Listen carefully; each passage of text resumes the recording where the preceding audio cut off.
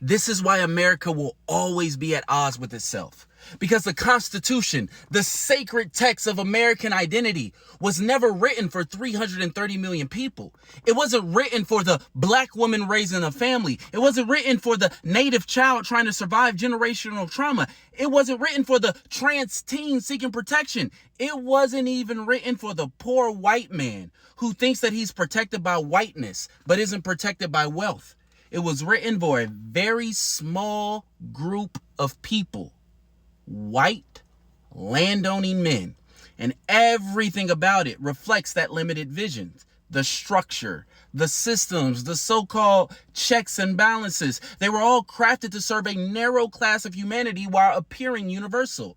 And so, as America grows, as it diversifies and expands, it finds itself in a constant identity crisis. Its past is always at war with its future. It is a battle between intention and evolution, between old power and emerging truth, between a blueprint meant to exclude and a population demanding to be included. And the cost of that tension is national chaos. This is why America feels schizophrenic. It wants to evolve, but it refuses to let go of its childhood. It wants to be a nation for all while worshiping the words of men who wanted it for a few. It's like watching a deeply unhealed person pretend that they've healed from their trauma. They'll tell you, I've changed, just like America does. We're not racist anymore. We're more inclusive now. We've made progress. That's what the narcissist says. I've changed, not because they've changed, but because they want you to stop holding them accountable.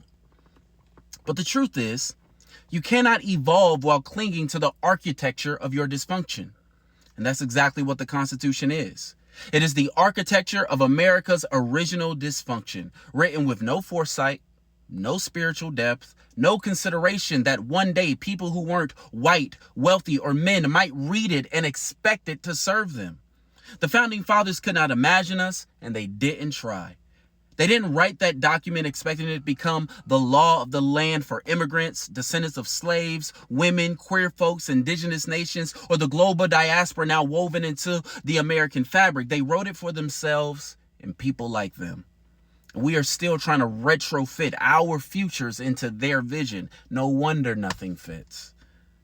We are using an unfit tool for a task it was never meant to accomplish. And then we get surprised when the tool breaks down. You cannot get justice from a document that never intended for you to exist. You cannot find unity in a foundation that was built to divide. So yes, America is powerful, but it is unhealed. It is exceptional, but it is also broken. It is rich, but is spiritually bankrupt. And until it faces its original lie, not just in museums and classroom bullet points, but in the very code that governs our society, it will never be free. Americans must stop asking, how can we preserve the Constitution, and start asking, what kind of world are we trying to build, and what kind of tools will it take to get there? Because no matter how sacred you make the past, if it cannot carry the future, then it must be replaced. The judicial branch. Once you accept that society is shaped by the cells at top, everything else falls into place. Once you understand that the architects of the United States were at best white supremacists and at worst liars with no moral compass beyond their own profit and power, it becomes clear that the judicial branch has always been and could ever be a tool for the ruling class. A white supremacist is not going to build a pathway to freedom for those who they see as inferior.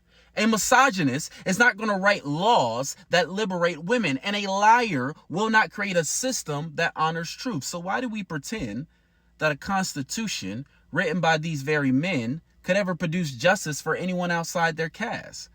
Why would people who weren't seeking truth put truth seekers on the bench?